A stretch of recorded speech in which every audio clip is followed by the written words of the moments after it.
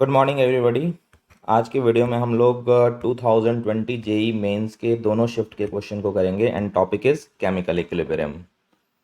तो शुरू करते हैं one by one. First question कह रहा है for the A equilibrium be the variation of rate of forward. यहाँ पे ध्यान देना है, हमसे रेट ऑफ रिएक्शन के बारे में डिस्कस कर रहा है। Rate of forward and reverse reaction with time will be given by. तो पहले इसका कॉन्सेप्ट थोड़ा सा देखते हैं। देखो, दो तरह के ग्राफ पूछे जाते हैं। पहला तो रेट से रिलेटेड, रेट का मतलब स्पीड।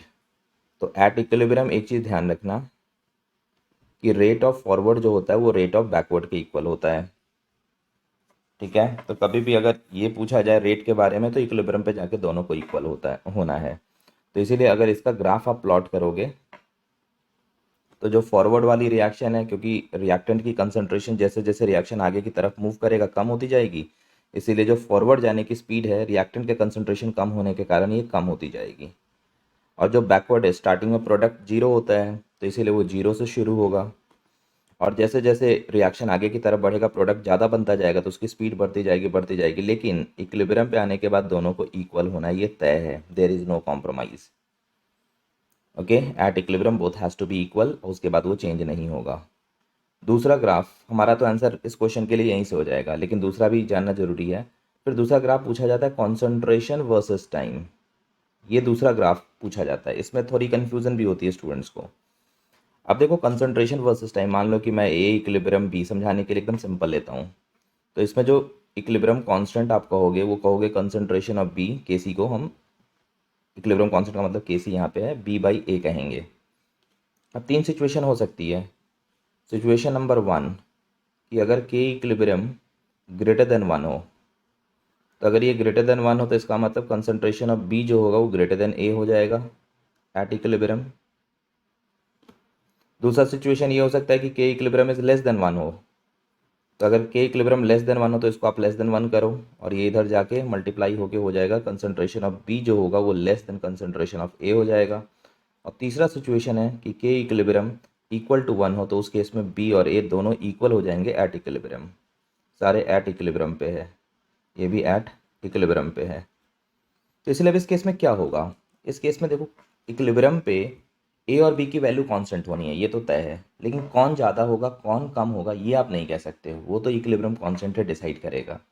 इसीलिए इसका ग्राफ कैसा हो सकता है, मान लो अगर ये सिचुएशन है तो रिएक्टेंट का कंसंट्रेशन टाइम के साथ कम होगा, राइट, ये कम हो गया, लेकिन इक्विलिब्रियम पे आके कांस्टेंट होना है, क्योंकि इक्विलिब्रियम के बाद कोई चेंजेस नहीं होता है कंसंट्रेशन का, रिएक्शन रुक सी जाती है। तो ये हो गया ए का और ये हो गया बी का, लेकिन आपको इक्विलिब्रियम पे बी का कंसंट्रेशन को ए से ज़्यादा रखना है, इसीलिए बी वाली वैल्यू ए से ऊपर जाएगी। तो प्रोडक्ट जीरो से बढ़ता हुआ ये जाएगा और रिएक्टेंट घटता हुआ यहाँ पे आएगा, लेकिन एक टाइम के बाद आपको दोनों को कांस्टेंट करना है। लेकिन क्या करना है, बी को ऊपर और ए को नीचे, अगर ये सिचुएशन वैलिड है तो। सिमिलरली इस वाले में ए ऊपर रहेगा, यानी सेकेंड वाले का ग्राफ क्या होगा, इसमें भी वही होना है, ए कम होगा, कम होते होते एक टाइम के बाद कांस्टेंट होगा, और जहाँ से ये कांस्टेंट हो गया वो इक्विलिब्रियम की कंडीशन हो गई, यानी यहाँ पे इक्विलिब्रियम आ चुका है। अब बी के केस में भी यही होगा, बी बढ़ेगा, बढ़ते बढ़ते कांस्टेंट होगा, लेकिन इस बार बी का कंसंट्रेशन इक्विलिब्रियम पे ए से कम होगा, ये ए है और ये बी है। ठीक है, तो इसमें ये ग्राफ भी हो सकता है। और तीसरा, इस केस में इक्विलिब्रियम पे दोनों इक्वल हो जाएंगे, दोनों होने कांस्टेंट है, लेकिन इस बार इक्विलिब्रियम पे दोनों इक्वल होने, तो दोनों इक्वल होके कांस्टेंट होंगे। तो अगर कंसंट्रेशन वर्सेस टाइम ग्राफ पूछा जाए तो तीनों में से कोई भी हो सकता है वो, और कौन उस केस में वैलिड होगा, जनरल ग्राफ तीनों हो सकते हैं, कौन वैलिड होगा वो इक्विलिब्रियम कांस्टेंट की वैल्यू बताई जाएगी, उससे पता चलेगा। तो ये ध्यान में रखना है, रेट के लिए इकलौता ये, और कंसंट्रेशन वर्सेस टाइम के लिए इन तीनों में से कोई भी। तो अभी रेट के लिए है, ये तो क्लियर दिख गया हमें, ये ए ऑप्शन को रिप्रेजेंट कर रहा है, ये बी को, तो B will be correct. Now next question के लिए आते हैं। अगला जो क्वेश्चन है, consider the following reaction. Reaction कह रहा है N2O4 equilibrium 2NO2, delta H0 है प्लस 58 किलो जूल। ओके, तो ये हो गया एंडोथर्मिक। पहले इसके बारे में बताता हूँ, ये एंडोथर्मिक है। एंडोथर्मिक का मतलब ये होता है कि अगर ये रिएक्शन इधर जाएगा तो हीट एब्जॉर्व करेगा, यही मतलब है। और इसको अगर आप उलट के लिख दो कि मान लो 2NO2, ये N2O4 दे रहा है, तो अब यही चीज़ इसका डेल्टा एच नॉट माइनस में हो जाएगा, -58 किलो जूल। उलटने के बाद माइनस में हो जाता है। इसका मतलब है कि अगर ये बैकवर्ड जाएगा तो हीट रिलीज करेगा, ये हमारा बहुत काम कर देगा। ठीक है, अब पूछ रहा है for each of the following cases A and B, ये रहा ए और बी के लिए, the direction in which equilibrium shift is, ठीक है, किस डायरेक्शन में इक्विलिब्रियम शिफ्ट होगा। तो देखो लगना ली चैटलियर है, कॉन्सेप्ट इज ली चैटलियर। अब ली चैटलियर का मतलब क्या होता है, सीधा सा एक ही मतलब है, आप जो भी एक्शन परफॉर्म करोगे रिएक्शन उसका उल्टा करेगा। अगर आप किसी चीज़ को बढ़ा रहे हो तो रिएक्शन उसको घटाना चाहेगा, अगर आप किसी चीज़ को घटा रहे हो तो रिएक्शन उसको बढ़ाना चाहेगा। यानी जो भी आपका एक्शन होगा उसका जस्ट ये अपोज करेगा। तो अब देखते हैं पहले आपने क्या किया, आपने पहले टेम्परेचर को डिक्रीज़ किया, तो एक्शन जो आपने लिया मैं यहाँ लिखता हूँ रिक्वायरमेंट,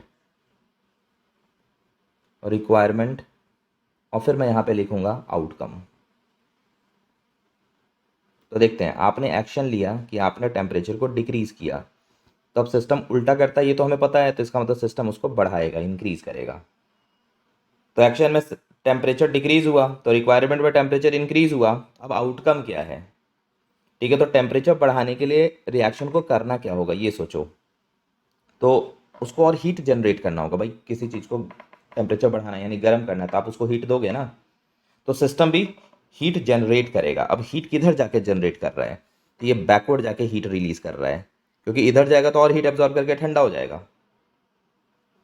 ठीक है ना, हीट ले लेगा ठंडा कर देगा पूरे सिस्टम को।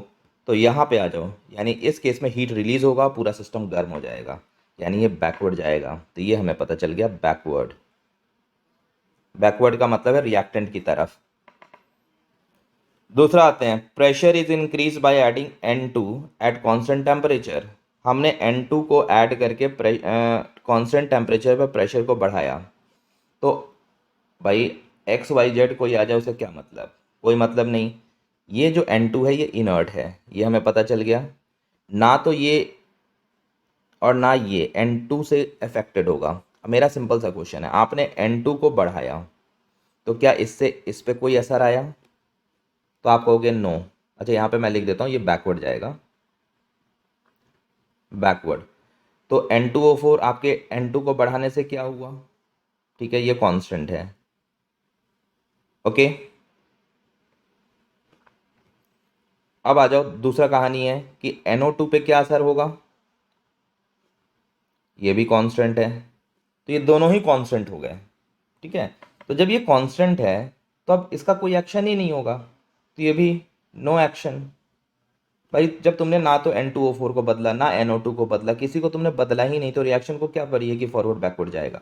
हाँ आपके N2 ऐड करने से कुछ होता, कोई चेंजेस आते तो हम कहते, तो इसीलिए यहाँ पे नो चेंज। तो दैट्स वाई ये होता है ली चैटलियर मतलब जो आप करो, जो आप रिएक्शन में चेंज, ध्यान रखना रिएक्शन में चेंज करना है, जो आप रिएक्शन में चेंज कर दो उसका जस्ट अपोज करेगा। ठीक है, हाँ इनर्ट का इफेक्ट नहीं होगा प्रोवाइडेड इनर्ट से कोई वॉल्यूम का चेंज ना हो रहा हो। तो यहाँ पे तो प्रेशर को इंक्रीज़ किया है, वॉल्यूम का तो कोई चेंजेस ही नहीं है। ठीक है, तो इसीलिए इसमें कोई इफेक्ट नहीं आएगा, तो हम मार्क कर देते हैं बैकवर्ड यानी रिएक्टेंट की तरफ and no change, B option is correct. Heading for the next. अब कह रहे हैं कि for a reaction X plus Y equilibrium Z, ये इक्विलिब्रियम मिस हो गया, equilibrium Z, 1 mole of X, 1.5 mole of Y and 0.5 mole of Z is taken in a 1 litre vessel. अगर देखो वेसल का वॉल्यूम 1 लीटर है तो ये जो मोल्स हुए यही इनके कंसंट्रेशन भी हो जाएंगे। कंसंट्रेशन का मतलब मोलैरिटी, तो जैसे कंसंट्रेशन ऑफ एक्स पूछा जाए तो आप यही कहोगे moles by volume, volume litre में होना चाहिए, तो मोल अगर 1 है 1.0 एक्स का ये रहा और वॉल्यूम भी 1 है तो ये 1 ही रह जाएगा। तो बेसिकली जो मोल्स हैं वही इनके कंसंट्रेशन भी हो जाएंगे।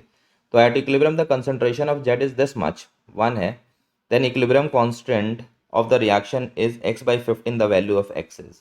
बहुत ईजी क्वेश्चन, आप इक्विलिब्रियम पहले लिख दो, x plus Y equilibrium two Z, initial लिखते हैं, स्टार्टिंग में क्या था, तो आप कहोगे इसका कंसंट्रेशन 1, इसका 1.5। मैंने क्यों कंसंट्रेशन कहा मोल्स को, क्योंकि वॉल्यूम 1 लीटर है।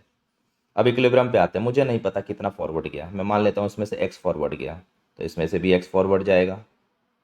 ठीक है, क्योंकि 1 1 कोफिशिएंट है, हाँ इसका कोफिशिएंट 2 है, तो इसीलिए ये डबल बनेगा, यानी ये 2x बनेगा। ये हो गया इक्विलिब्रियम का सेटअप। अब इस 2x की वैल्यू दे रखी है, क्योंकि z का कंसंट्रेशन इक्विलिब्रियम में इतना है 1, इसका मतलब 2x इज एक्चुअली 1, तो this will give you x is 0.5। तो अब हम पुट करते हैं, x को 0.5 पुट करते हैं तो दिस इज 0.5, यहाँ पे x को 0.5 पुट करते हैं तो दिस इज 1, और यहाँ पे x को 0.5 पुट करते हैं तो दिस इज 1। तो ये हमारे पास इक्विलिब्रियम पे कंसंट्रेशन आ गया। अब इसका इक्विलिब्रियम कांस्टेंट एक ही चीज़ होगा, दैट इज z का square by x and by y। अब पुट करते हैं, इट इज़ 1 का स्क्वायर यानी 1 हो गया, बाई 0.5 इंटू 1, तो दिस विल बी 2। ओके, तो इसने कहा है कि इक्विलिब्रियम कांस्टेंट को कैसे एक्सप्रेस करना है, x बाई 15 के टर्म में। तो ये जो इक्विलिब्रियम कांस्टेंट है इसको आप x बाई 15 कर दो, तो इसको जब सॉल्व करोगे तो x हो जाएगा 30। तो यहाँ पे x हमारा 30 आंसर होगा। नेक्स्ट आते हैं, for the reaction Fe2n plus 3/2H2 equilibrium 2Fe plus NH3, ये एक इक्विलिब्रियम दिया हुआ है। इसका Kp और Kc में रिलेशन हमें पता करना है। तो देखो रिलेशन पहले मैं बताता हूँ, Kp और Kc का जो रिलेशन होता है, Kp is equal to Kc RT to the power delta Ng, यही होता है। अब कहानी है कि डेल्टा Ng क्या है। तो डेल्टा Ng का मतलब है summation of stoichiometric coefficient of gas in product minus summation of stoichiometric coefficient of gas in reactant. यानी आपको सिर्फ गैस जो फेज़ है ना उसका स्टोइचियोमेट्रिक कोफिशिएंट लेना। अब देखो मैं लेता हूँ यहाँ अमोनिया, ये गैस है, तो मुझे इसका कोफिशिएंट लेना है जो कि 1 है। मुझे इसको इग्नोर करना है क्योंकि ये सॉलिड है, दिस इज सॉलिड, इग्नोर मारो इसे। सिमिलरली ये सॉलिड है, रिएक्टेंट साइड में इग्नोर मारो। ये गैस है, इसका मुझे पिक करना है, इसका है 3/2। तो पुट करते हैं, प्रोडक्ट में है वैल्यू 1, अमोनिया इकलौता है, कोई और होता तो उसका भी हम ऐड कर रहे होते, लेकिन अभी अमोनिया इकलौता है, और रिएक्टेंट में है 3/2। तो इन दोनों को सब्ट्रैक्ट करोगे तो जो वैल्यू आ जाएगी ये आ जाएगी -1/2। तो इसका मतलब इसको हम यहाँ पे पुट करेंगे -1/2 पे, तो ये हो जाएगा Kp is equal to Kc RT to the power point -1/2। तो इसको जब सीधा करोगे तो Kc is equal to Kp RT, ये इधर आ जाएगा डिनोमिनेटर में, फिर ऊपर जाएगा तो इसका पावर प्लस हो जाएगा हाफ। क्लियर है ना, इसको इधर डिनोमिनेटर में ले आओ और फिर ये उसको ऊपर ले जाओ तो पावर प्लस हो जाएगा। तो ये रिलेशन आना है Kc is equal to Kp RT, ये पहला ही ऑप्शन दिख गया, तो that's why A is correct in this case. Next heading for the next question, that is 5th। कह रहा था Kc वैल्यू है इसका 64 at 800 kelvin for the reaction, ये दे रखा है। तो Kc इसका क्या होगा, ठीक है। तो इसके लिए दो एक्शंस देखना है हमें। पहला तो यहाँ दिख रहा है, देखो A इक्विलिब्रियम B, इसका इक्विलिब्रियम कांस्टेंट अगर x है तो आपको पता है इसको उलट दोगे तो इसका इक्विलिब्रियम कांस्टेंट हो जाएगा 1/x। ठीक है, क्लियर है ये। तो ये पहला चीज़ होगा। दूसरा चीज़, अगर किसी इक्विलिब्रियम जैसे इसी का, इसका इक्विलिब्रियम कांस्टेंट 1/x है, इस पर किसी भी वैल्यू से आप मल्टीप्लाई कर दो, चाहे वो फ्रैक्शन हो, इंटीजर हो, कुछ भी हो, अगर उससे आप मल्टीप्लाई करोगे तो जो इक्विलिब्रियम कांस्टेंट होगा उसके पावर में चला जाएगा वो वैल्यू। तो यही दो कॉन्सेप्ट से ये सॉल्व हो जाएगा। पहला चीज़ तो मैं यहाँ पे देख रहा है अमोनिया इधर है, तो मैं इसको उल्टा करता हूँ। तो इसको जैसे ही मैं उल्टूंगा 2NH3 equilibrium N2 plus 3H2 करूँगा तो इसका इक्विलिब्रियम कांस्टेंट हो जाएगा 1/64, क्योंकि अभी मैंने बताया उलट जाता है। उसके बाद इसका कोफिशिएंट 2 है और यहाँ पे हमें 1 चाहिए, तो इसका मतलब इस पूरे में हमें हाफ से मल्टीप्लाई करना होगा। पूरे में जैसे ही आप हाफ से मल्टीप्लाई करोगे तो ये अमोनिया हो जाएगा, ये हाफ N2 हो जाएगा, और ये 3/2H2 हो जाएगा, जो कि गिवन से मैच कर जाएगा। तो सिंस हमने हाफ से मल्टीप्लाई किया है तो ये 1/64 पे पावर में हाफ चला जाएगा। तो जैसे ही पावर में हाफ जाएगा तो अंडर रूट करोगे तो 1/8 will be the answer. So A is correct. Now next कह रहा है in the figure shown below the reactant A represents bye square, ये स्क्वायर से ए रिप्रेजेंटेड है, तो काउंट कर लेते हैं कितने स्क्वायर हैं, 1 2 3 4 5 6। यानी एक का कंसंट्रेशन 6 हो गया।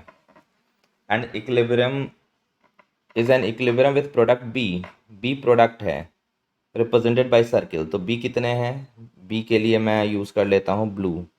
तो 1 2 3 4 5 6 7 8 9 10 11, लगभग 11। तो यहाँ पे बी आ गया 11। पूछा था इक्विलिब्रियम कांस्टेंट इज, तो ए रिएक्टेंट है, बी प्रोडक्ट है, तो ऑब्वियस सी बात है इक्विलिब्रियम जो होगा ए इक्विलिब्रियम बी होगा। तो इसका इक्विलिब्रियम कांस्टेंट जो हो जाएगा concentration of B by concentration of A, और वो गिनती करके हमने निकाल रखा है। तो इट इज़ 11/6, जो अप्रॉक्सीमेटली 2 लिख दो, 12 होता तो एग्जैक्ट 2 हो जाता, अप्रॉक्सीमेटली 2। तो डी ऑप्शन इज करेक्ट। तो इतने ही क्वेश्चंस थे दोनों शिफ्ट मिला के।